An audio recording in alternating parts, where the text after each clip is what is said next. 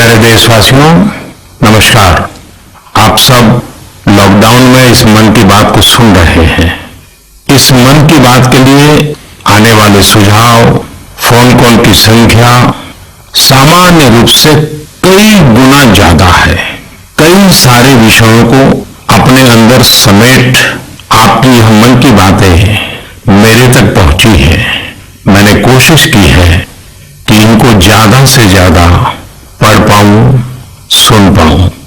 आपकी बातों से कई ऐसे पहलू जानने को मिले हैं जिन पर इस आपाधापी में ध्यान ही नहीं जाता है।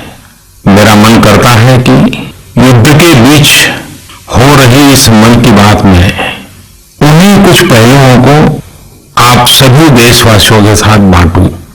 साथियों, भारत की कोरोना के खिलाफ लड़ाई सही मायने में पीपल ड्रिवन है। भारत में कोरोना के खिलाफ लड़ाई जनता लड़ रही है, आप लड़ रहे हैं। जनता के साथ मिलकर शासन प्रशासन लड़ रहा है। भारत जैसा विशाल देश जो विकास के लिए प्रयत्नशील है, गरीबी से निर्णायक लड़ाई लड़ रहा है। उसके पास कोरोना से लड़ने और जीतने का यही एक तरीका है। और हम भाग्यशाली हैं कि आज पूरा देश का हर नागरिक जन जन इस लड़ाई का सिपाही है, लड़ाई का नेतृत्व कर रहा है। आप कहीं भी नजर डालिए, आपको एहसास हो जाएगा कि भारत की लड़ाई पीपल ड्रिवन है। जब पूरा विश्व इस महामारी के संकट से जूझ रहा है, भविष्य में जब इसकी चर्चा होगी, उसकी तौर तरीकों की चर्चा होगी, मुझे विश्वास है कि भारत की ये पीपल ड्रिवन लड़ाई, इसकी जरूर चर्चा होगी। पूरे देश में गली मोहल्लों में जगह जगह पर आज लोग एक दूसरे की सहायता के लिए आगे आए हैं। गरीबों के लिए खाने से लेकर राशन की व्यवस्था हो, लॉकडाउन का पालन हो, अस्पतालों की व्यवस्था हो, मेडिकल इक्विपमेंट का देश में ही निर्माण हो। आज पूरा देश एक लक्ष्य, एक दिशा, साथ साथ चल रहा है। ताली, थाली, दिया, मोमबत्ती, इन सारी चीजों ने जो भावनाओं को जन्म दिया, जिस जज्बे से देशवासियों ने कुछ न कुछ करने की ठान ली, हर किसी को इन बातों ने प्रेरित किया है। शहर हो या गांव, ऐसा लग रहा है जैसे देश में एक बहुत बड़ा महायज्ञ चल रहा है, जिसमें हर कोई अपना योगदान देने के लिए आतुर है। हमारे किसान भाई बहनों को ही देखिए, एक तरफ वो इस महामारी के बीच अपने खेतों में दिन रात मेहनत कर रहे हैं और इस बात की भी चिंता कर रहे हैं कि देश में कोई भी भूखा न सोए। हर कोई अपने सामर्थ्य के हिसाब से इस लड़ाई को लड़ रहा है। कोई किराया माफ कर रहा है, तो कोई अपनी पूरी पेंशन या पुरस्कार में मिली राशि को पीएम केयर्स में जमा करा रहा है। कोई खेत की सारी सब्जियां दान दे रहा है, तो कोई हर रोज सैकड़ों गरीबों को मुफ्त भोजन करा रहा है। कोई मास्क बना रहा है। कहीं हमारे मजदूर भाई बहन क्वारंटीन में रहते हुए जिस स्कूल में रह रहे हैं, उसकी रंगाई पुताई कर रहे हैं। साथियों, दूसरों की मदद के लिए आपके भीतर हृदय के किसी कोने में जो ये उमड़ता घुमड़ता भाव है ना, वही कोरोना के खिलाफ भारत की इस लड़ाई को ताकत दे रहा है। वही इस लड़ाई को सच्चे मायने में पीपल ड्रिवन बना रहा है। और हमने देखा है पिछले कुछ साल में हमारे देश में ये मिजाज बना है, निरंतर मजबूत होता रहा है। चाहे करोड़ों लोगों का गैस सब्सिडी छोड़ना हो, लाखों सीनियर सिटीजन का रेलवे सब्सिडी छोड़ना हो, स्वच्छ भारत अभियान का नेतृत्व लेना हो, टॉयलेट बनाने हो, अनगिनत बातें ऐसी है। इन सारी बातों से पता चलता है हम सबको एक मन, एक मजबूत धागे से पिरो देश के लिए कुछ करने की प्रेरणा दी है। मेरे प्यारे देशवासियों, मैं पूरी नम्रता पूर्वक, बहुत ही आदर के साथ आज 130 करोड़ देशवासियों की इस भावना को सर झुका करके नमन करता हूं। आप अपनी भावना के अनुरूप देश के लिए अपनी रुचि के हिसाब से अपने समय के अनुसार कुछ कर सके, इसके लिए सरकार ने एक डिजिटल प्लेटफॉर्म भी तैयार किया है। ये प्लेटफॉर्म है covidwarriors.gov.in। मैं दोबारा बोलता हूं, covidwarriors.gov.in। सरकार ने इस प्लेटफॉर्म के माध्यम से तमाम सामाजिक संस्थाओं के वॉलेंटियर्स, सिविल सोसाइटी के प्रतिनिधि और स्थानीय प्रशासन को एक दूसरे से जोड़ दिया है। बहुत ही कम समय में इस पोर्टल से 1.25 करोड़ लोग जुड़ चुके हैं।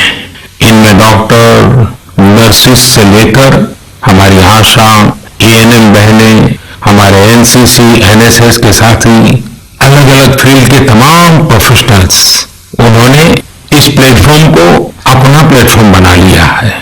ये लोग स्थानीय स्तर पर क्राइसिस मैनेजमेंट प्लान बनाने वालों में और उसकी पूर्ति में भी बहुत मदद कर रहे हैं।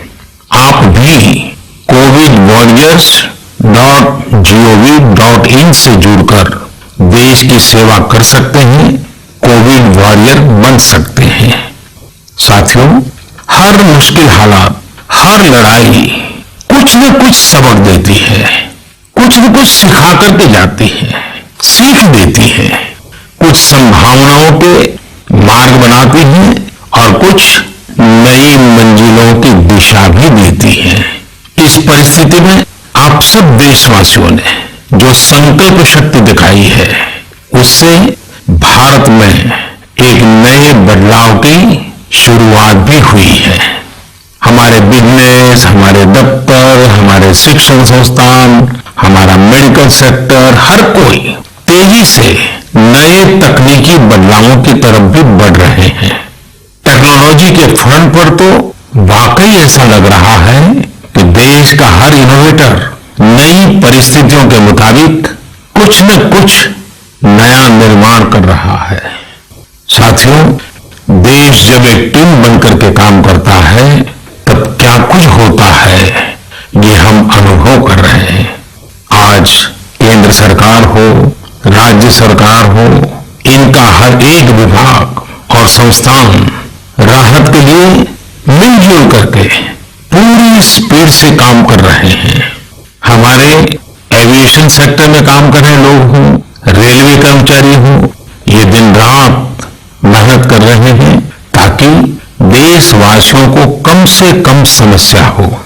आप में से शायद बहुत लोगों को मालूम होगा कि देश के हर हिस्से में दवाइयों को पहुंचाने के लिए लाइफलाइन उड़ान नाम से एक विशेष अभियान चल रहा है। हमारे इन साथियों ने इतने कम समय में देश के भीतर ही 3 लाख किलोमीटर की हवाई उड़ान भरी है और 500 टन से अधिक मेडिकल सामग्री देश के कोने कोने में आप तक पहुंचाया है।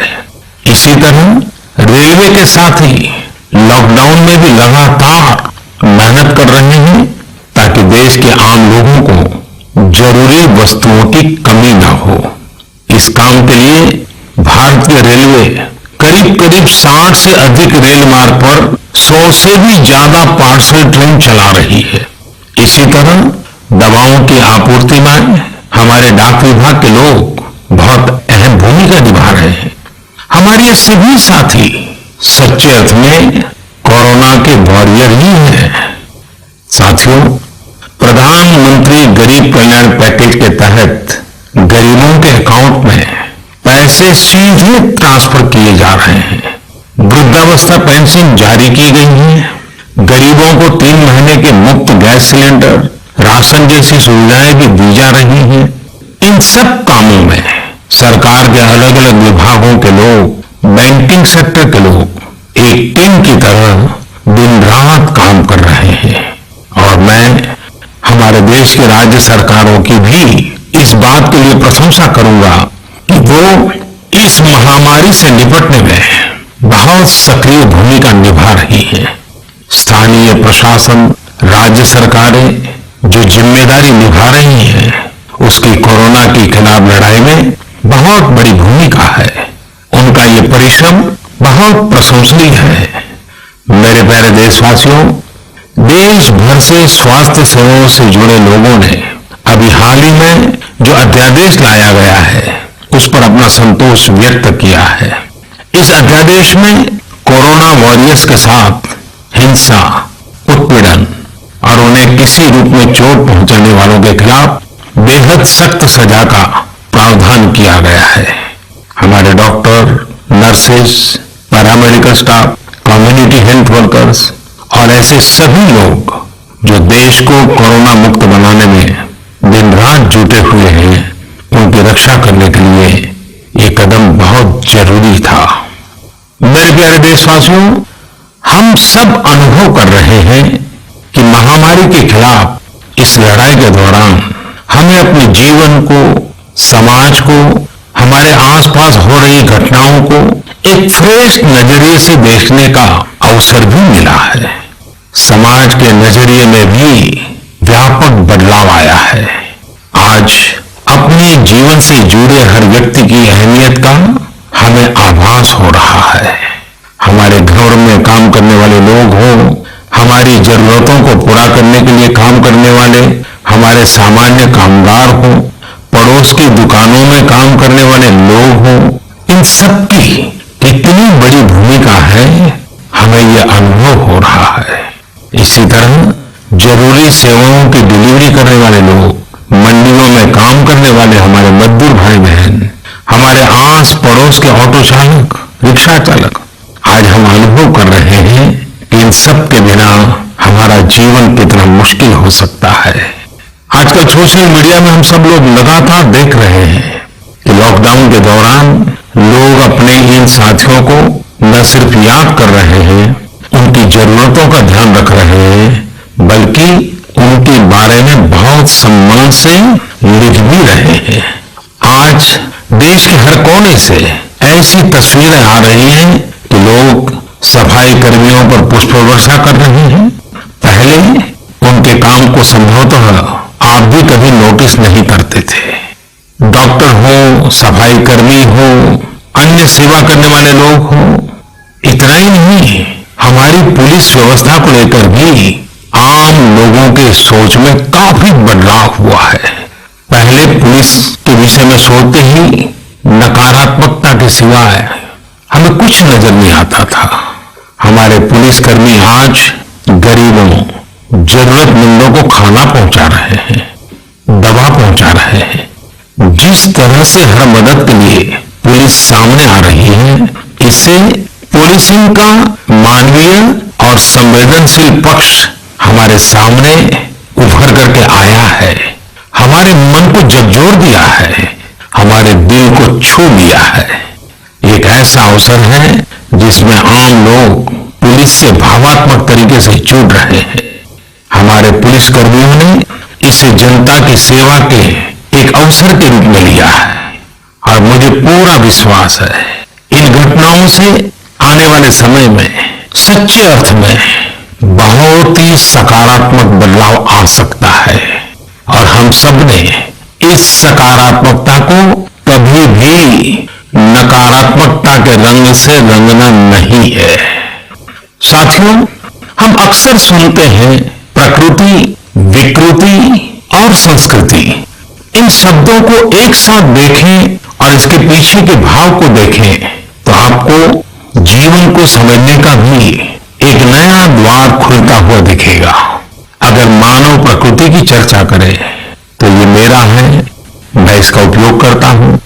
इसको और इस भावना को बहुत स्वाभाविक माना जाता है, किसी को इसमें कोई ऐतराज नहीं होता। इसे हम प्रकृति कह सकते हैं। लेकिन जो मेरा नहीं है, जिस पर मेरा हक नहीं है, उसे मैं दूसरे से छीन लेता हूं, उसे छीनकर उपयोग में लाता हूं, तो हम इसे विकृति कह सकते हैं। इन दोनों से परे, प्रकृति और विकृति से ऊपर जब कोई संस्कारित मन सोचता है या व्यवहार करता है तो हमें संस्कृति नजर आती है। जब कोई अपने हक की चीज, अपनी मेहनत से कमाई चीज, अपने लिए जरूरी चीज कम हो या अधिक, इसकी परवाह किए बिना किसी व्यक्ति की जरूरत को देखते हुए खुद की चिंता छोड़कर अपने हक के हिस्से को बांट करके किसी दूसरे की जरूरत पूरी करता है, वही तो संस्कृति है। साथियों, जब कसौटी का काल होता है तब इन गुणों का परीक्षण होता है। आपने पिछले दिनों देखा होगा कि भारत ने अपने संस्कारों के अनुरूप, हमारी सोच के अनुरूप, हमारी संस्कृति का निर्वहन करते हुए कुछ फैसले लिए। संकट की इस घड़ी में दुनिया के लिए भी, समृद्ध देशों के लिए भी दवाइयों का संकट बहुत ज्यादा रहा है। एक ऐसा समय है कि अगर भारत दुनिया को दवाइयां न भी दे तो कोई भारत को दोषी नहीं मानता। हर देश समझ रहा है कि भारत के लिए भी उसकी प्राथमिकता अपने नागरिकों का जीवन बचाना है। लेकिन साथियों, भारत ने प्रकृति विकृति की सोच से परे होकर फैसला लिया। भारत ने अपनी संस्कृति के अनुरूप फैसला लिया। हमने भारत की आवश्यकताओं के लिए जो करना था उसका प्रयास तो बढ़ाया ही, लेकिन दुनिया भर से आ रही मानवता की रक्षा की पुकार पर भी पूरा ध्यान दिया। हमने विश्व के हर जरूरतमंद तक दवाइयों को पहुंचाने का बीड़ा उठाया और मानवता के इस काम को करके दिखाया। आज जब मेरी अनेक देशों के राष्ट्राध्यक्षों से फोन पर बात होती है तो भारत की जनता का आभार जरूर व्यक्त करते हैं। जब वो लोग कहते हैं thank you India, thank you people of India, तो देश के लिए गर्व और बढ़ जाता है। इसी तरह इसमें दुनिया भर में भारत के आयुर्वेद और योग के महत्व को भी लोग बड़े विशिष्ट भाव से देख रहे हैं। सोशल मीडिया पर देखिए, हर तरफ इम्यूनिटी बढ़ाने के लिए किस तरह से भारत के आयुर्वेद और योग की चर्चा हो रही है। कोरोना की दृष्टि से आयुष मंत्रालय ने इम्यूनिटी बढ़ाने के लिए जो प्रोटोकॉल दिया था, मुझे विश्वास है कि आप लोग इसका प्रयोग जरूर कर रहे होंगे। गर्म पानी, काढ़ा और जो अन्य दिशा निर्देश आयुष मंत्रालय ने जारी किए हैं वो आप अपनी दिनचर्या में शामिल करेंगे तो आपको बहुत लाभ होगा। साथियों, वैसे ये दुर्भाग्य रहा है कि कई बार हम अपनी शक्तियां और समृद्ध परंपराओं को पहचानने से इनकार कर देते हैं। लेकिन जब विश्व का कोई दूसरा देश एविडेंस बेस्ड रिसर्च के आधार पर वही बात करता है, हमारी फॉर्मूला हमें सिखाता है, तो हम उसे हाथों हाथ ले लेते हैं। संभवतः इसके पीछे एक बहुत बड़ा कारण सैकड़ों वर्षों की हमारी गुलामी का कालखंड रहा है। इस वजह से कभी कभी हमें अपनी ही शक्ति पर विश्वास नहीं होता है, हमारा आत्मविश्वास कम नजर आता है। इसलिए हम अपने देश की अच्छी बातों को, हमारे पारंपरिक सिद्धांतों को एविडेंस बेस्ड रिसर्च के आधार पर आगे बढ़ाने के बजाय उसे छोड़ देते हैं, उसे हीन समझने लगते हैं। भारत की युवा पीढ़ी को अब इस चुनौती को स्वीकार करना होगा। जैसे विश्व ने योग को सहज स्वीकार किया है, वैसे ही हजारों वर्षों पुराने हमारे आयुर्वेद के सिद्धांतों को भी विश्व अवश्य स्वीकार करेगा। हाँ, इसके लिए युवा पीढ़ी को संकल्प लेना होगा और दुनिया जिस भाषा में समझती है उस वैज्ञानिक भाषा में हमें समझाना होगा, कुछ करके दिखाना होगा। साथियों, वैसे कोविड-19 के कारण कई सकारात्मक बदलाव हमारे काम करने के तरीके, हमारी जीवन शैली और हमारी आदतों में भी स्वाभाविक रूप से अपनी जगह बना रहे हैं। आपने सबने भी महसूस किया होगा इस संकट ने कैसे अलग अलग विषयों पर हमारी समझ और हमारी चेतना को जागरूक किया है। जो असर हमें अपने आसपास देखने को मिल रहे हैं, इनमें सबसे पहला है मास्क पहनना और अपने चेहरे को ढककर रखना। कोरोना कोरोना की वजह से बदलते हुए हालात में मास्क भी हमारे जीवन का हिस्सा बन रहा है। वैसे हमें इसकी भी आदत कभी नहीं रही कि हमारे आसपास के बहुत सारे लोग मास्क में दिखे, लेकिन अब वो यही रहा है। हाँ, इसका ये मतलब नहीं है कि जो मास्क लगाते हैं वे सभी बीमार है। और जब मैं मास्क की बात करता हूं तो मुझे पुरानी बात याद आती है। आप सबको भी याद होगा, एक जमाना था कि हमारे देश के कई ऐसे इलाके ऐसे होते थे कि वहां अगर कोई नागरिक फल खरीदता हुआ दिखता था तो आस पड़ोस के लोग उसको जरूर पूछते थे, क्या घर में कोई बीमार है? यानी फल मतलब बीमारी में ही खाया जाता है, ऐसी धारणा बनी हुई थी। हालांकि समय बदला और ये धारणा भी बदली। वैसे ही मास्क को लेकर भी धारणा अब बदलने वाली ही है। आप देखिएगा, मास्क अब सभ्य समाज का प्रतीक बन जाएगा। अगर बीमारी से खुद को बचना है और दूसरों को भी बचाना है तो आपको मास्क लगाना पड़ेगा।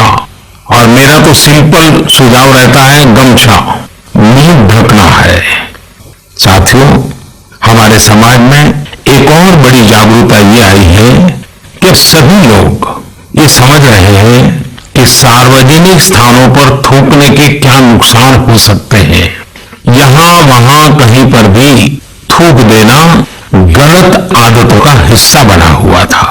ये स्वच्छता और स्वास्थ्य को गंभीर चुनौती भी देता था। वैसे एक तरह से देखें तो हम हमेशा से ही इस समस्या को जानते रहे, लेकिन ये समस्या समाज से समाप्त होने का नाम ही नहीं ले रही थी। अब वो समय आ गया है कि इस बुरी आदत को हमेशा हमेशा के लिए खत्म कर दिया जाए। कहते भी हैं कि बेटर लेट देन नेवर। तो देर भले हो गई हो, लेकिन अब ये थूकने की आदत छोड़ देनी चाहिए। ये बातें जहां बेसिक हाइजीन का स्तर बढ़ाएंगी, वहीं कोरोना संक्रमण को फैलने से रोकने में भी मदद करेगी।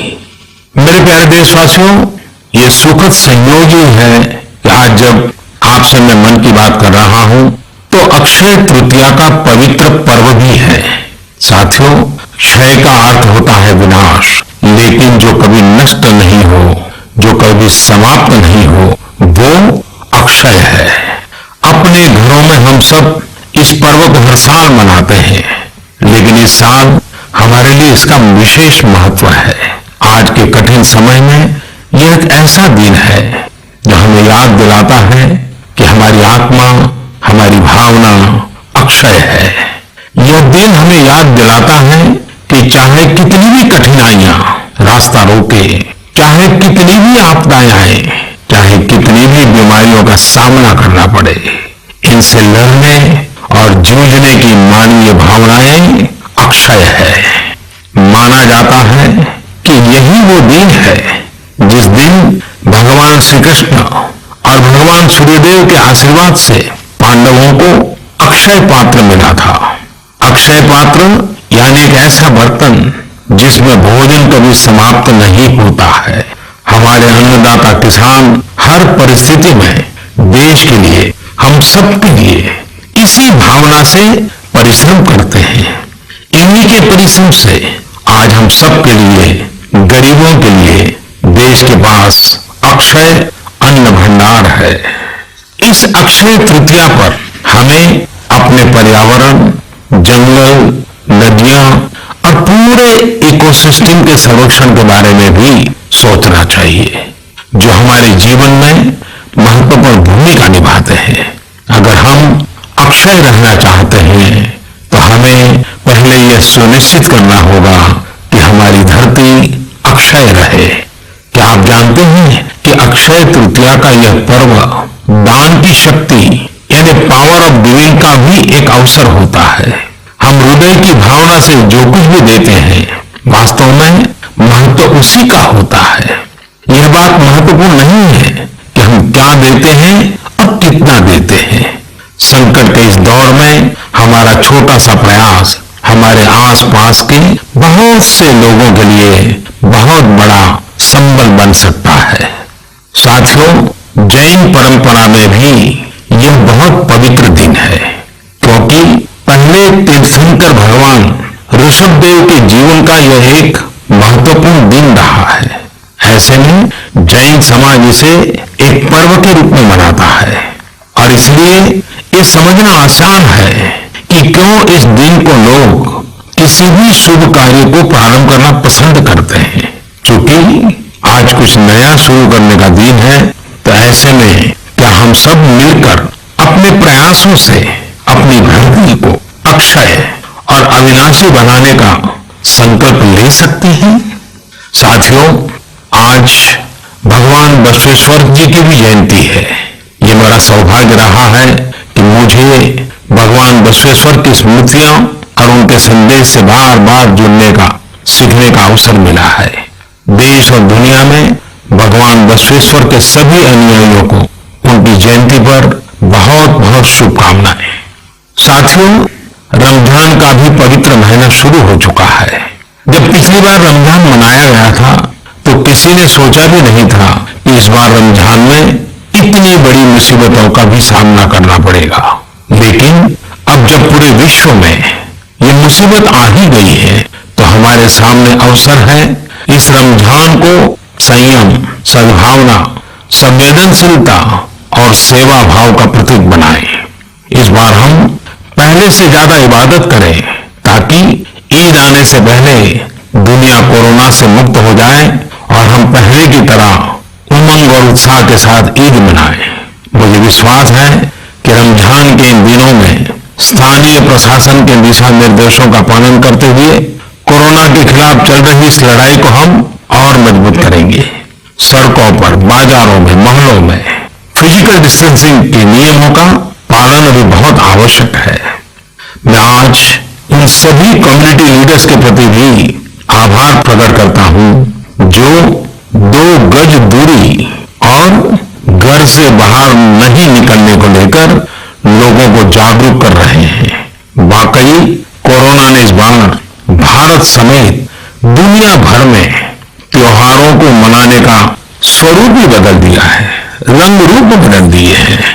अभी पिछले दिनों ही हमारे यहाँ भी बिहू, बैसाखी, पुथंडू, विशु, ओडिया न्यू ईयर, ऐसे अनेक त्योहार आए।